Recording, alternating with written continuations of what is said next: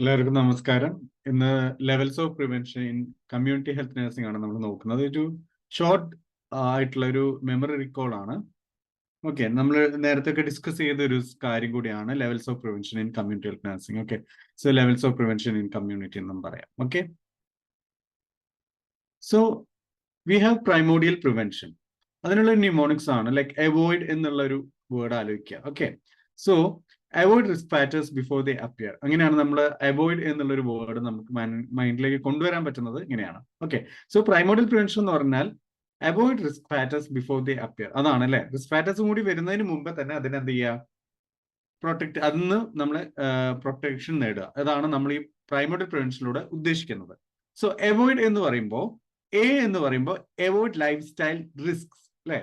അപ്പൊ life style ആയിട്ട് means നമുക്ക് പറയാം അല്ലെ, നമുക്ക് കഴിക്കുന്ന ഫുഡ് കാര്യങ്ങൾ നല്ല രീതിയിലല്ലാതെ വരിക. അപ്പം മധുരമൊക്കെ കൂടുതലുള്ള ഭക്ഷണങ്ങൾ കഴിക്കുമ്പം ഡയബറ്റീസ് വരാനുള്ള റിസ്ക് കൂടുന്നു, പ്രോപ്പർ ആയിട്ടുള്ള എക്സസൈസും കാര്യങ്ങളില്ല. അപ്പം അങ്ങനെയൊക്കെ ആകുമ്പോൾ എന്ത് ചെയ്യുന്നു, ലൈഫ് സ്റ്റൈൽ ഡിസീസിന്റെ റിസ്കുകൾ ഉണ്ടാവാനുള്ള സാധ്യതയുണ്ട്. അപ്പൊ അതുകൊണ്ട് എന്താണ്, അപ്പൊ അങ്ങനെ തന്നെ പറയുമ്പോൾ അവോയ്ഡ് ലൈഫ് സ്റ്റൈൽ റിസ്ക്. അപ്പൊ റിസ്കുകളാണ് ഇവിടെ അവോയ്ഡ് ചെയ്യപ്പെടുന്നത്. ഓക്കെ, നെക്സ്റ്റ് എന്ന് പറയുമ്പോൾ വി, അവോയ്ഡില് വി ആണ് നെക്സ്റ്റ്. വി എന്ന് പറയുമ്പോൾ വാല്യൂ ഹെൽത്തി എൻവയോൺമെന്റ്.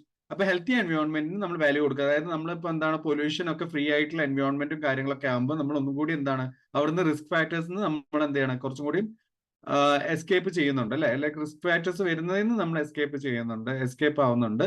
സോ അതാണ് നമ്മുടെ വി എന്ന് പറയുന്ന വാല്യൂ ഹെൽത്തി എൻവയോൺമെന്റ്സ് എന്ന് പറയുന്നത്. നെക്സ്റ്റ് വൺ ഒ എന്ന് പറയുമ്പോൾ ഓഫർ പോളിസി സപ്പോർട്ട്.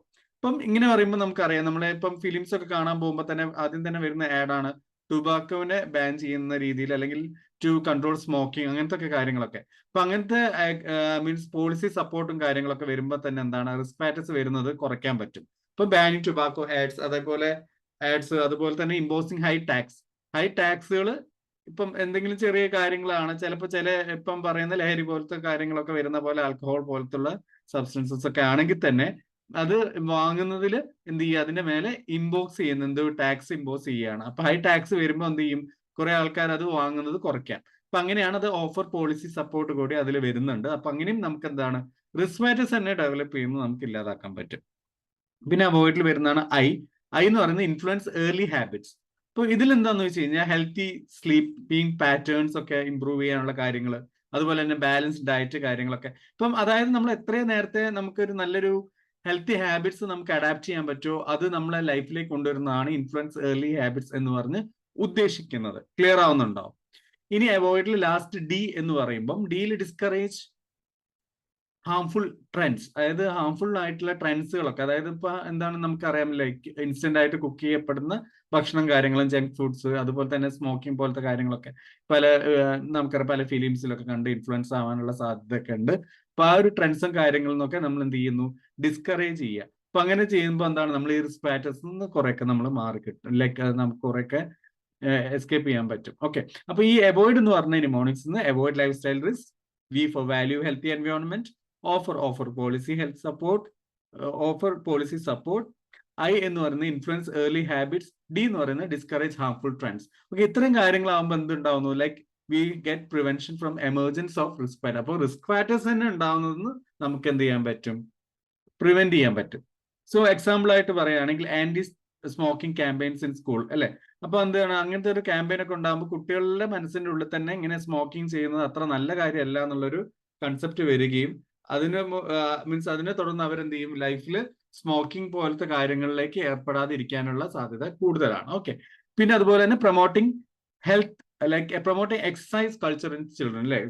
ചിൽഡ്രനിലൊക്കെ നമ്മൾ എന്താണ്, എക്സസൈസിന്റെ ഒരു കൾച്ചർ തന്നെ നമ്മൾ ഡെയിലി റുട്ടീൻ ആയിട്ട് തന്നെ ക്ലാസ്സിൽ അല്ലെങ്കിൽ ഒരു ദിവസത്തെ സ്കൂൾ ലൈഫിൽ അവർ ആഡ് ചെയ്യുമ്പോൾ തന്നെ അത് ഡെയിലി റുട്ടീനായി മാറിക്കഴിഞ്ഞാൽ അല്ലെ, അവർക്ക് അതൊരു ശീലമായി മാറും. അപ്പൊ അങ്ങനെയും നമുക്ക് എന്ത് ചെയ്യാൻ പറ്റും, ഇതുപോലെ റിസ്ക് ഫാക്ടേഴ്സ് ഡെവലപ്പ് ചെയ്യുന്നത് നമുക്ക് കുറയ്ക്കാൻ പറ്റും എന്നുള്ളതാണ്. ക്ലിയർ ആയോ? ഓക്കെ, സെക്കൻഡ് വൺ നമുക്കറിയാം പ്രൈമറി പ്രിവെൻഷൻ അല്ലെ. അതിന് PHI എന്ന് ആലോചിച്ചാൽ മതി. ഓക്കെ, PHI ആണ് അടുത്തത് വരുന്നത്. അപ്പം PHI എന്ന് പറഞ്ഞാൽ പ്രിവെന്റ് ഹെൽത്ത് ഇഷ്യൂസ് അല്ലെ. നമ്മൾ ആദ്യം റിസ്ക് ഫാക്ടേഴ്സിനെ നമ്മൾ പ്രിവെന്റ് ചെയ്തു ഉണ്ടാവുന്നത്, ഇനി പ്രിവെന്റ് ഹെൽത്ത് ഇഷ്യൂസ് നമ്മൾ പ്രിവെന്റ് ചെയ്യാൻ പോവാണ്. സോ P എന്ന് പറയുന്നത് prevention before onset. Okay, P എന്ന് പറയുന്നത് എന്താണ്, പ്രിവെൻഷൻ ബിഫോർ ഓൺസെറ്റ് ആണ്. ആ P കൊണ്ട് പ്രിവെൻഷനിൽ ഉദ്ദേശിക്കുന്നത്. ഓക്കെ, അതായത് ഒരു കാര്യം ഉണ്ടാവുന്നതിന് മുമ്പ് റിസ്ക് ഫാക്ടേഴ്സ് കാര്യങ്ങൾ ഉണ്ടാവുന്നതായിരുന്നു അവിടെ തടഞ്ഞു വെച്ചാൽ ഇപ്പം ഒരു റിസ്ക് ഫാക്ടർ അവിടെ ഉണ്ടാവാം, പക്ഷെ ഒരു അസുഖം ഉണ്ടാവുന്നതെന്ന് ഒരു ഹെൽത്ത് ഇഷ്യൂ നമ്മൾ അതിൽ നിന്ന് ഡെവലപ്പ് ചെയ്യുന്നത് പ്രിവെന്റ് ചെയ്യുക എന്നുള്ളതാണ് പി കൊണ്ട് ഉദ്ദേശിക്കുന്നത്. എച്ച് എന്ന് പറയുന്നത് ഹെൽത്ത് എഡ്യൂക്കേഷൻ ആണ്.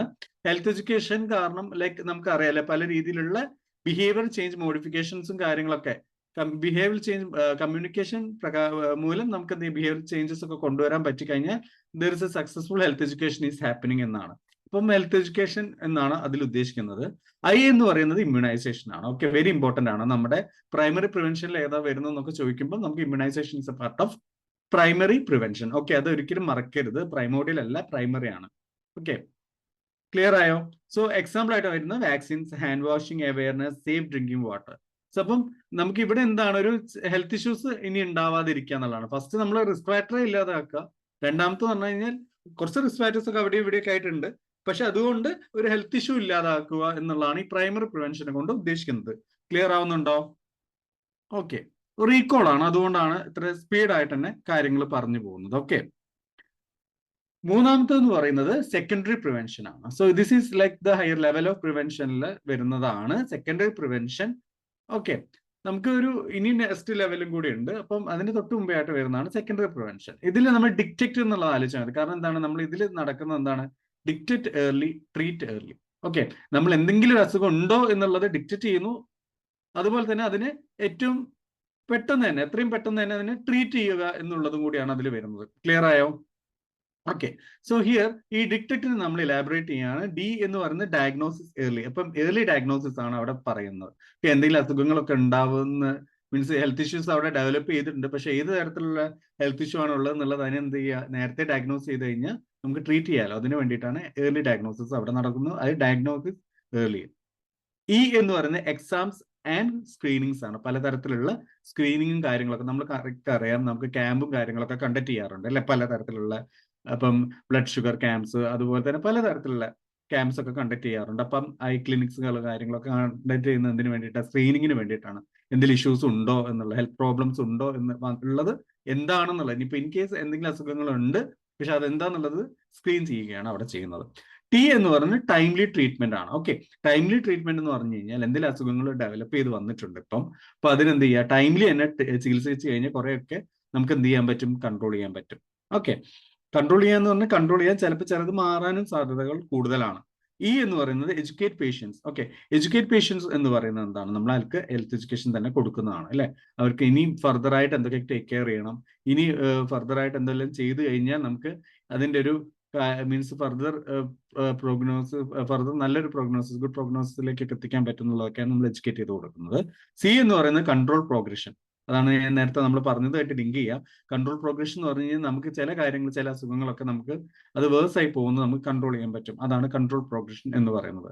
ടി എന്ന് പറയുന്നത് ടാർഗറ്റഡ് സ്ക്രീനിങ് ആണ്.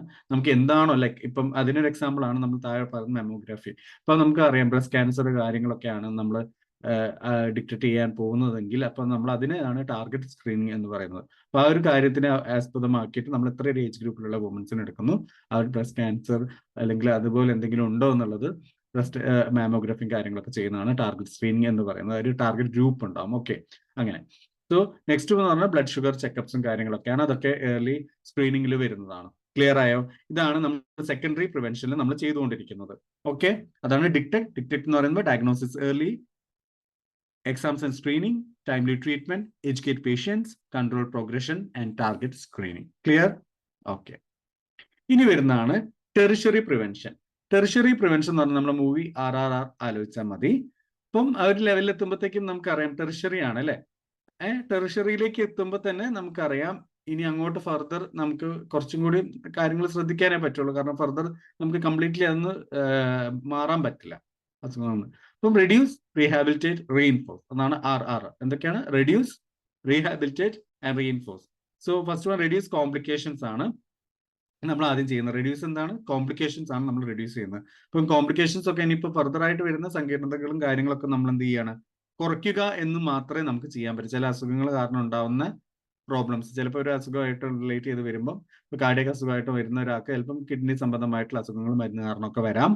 അപ്പൊ അങ്ങനെ വരുന്ന സമയത്ത് പിന്നെ അതിനുള്ള ഉണ്ടാവുന്ന കോംപ്ലിക്കേഷൻസും കാര്യങ്ങളൊക്കെ അത് കുറയ്ക്കാനുള്ള രീതിയിലുള്ള ചികിത്സകളും കാര്യങ്ങളൊക്കെയാണ് നമുക്ക് ഈ ടെറിഷറി പ്രിവെൻഷനിൽ നമുക്ക് ചെയ്യാൻ പറ്റുള്ളൂ.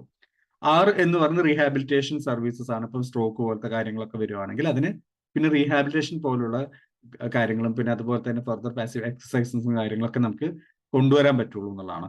6 എന്ന് പറഞ്ഞാൽ റീഇൻഫോഴ്സ് കോപ്പിംഗ് ആണ് അല്ലെ.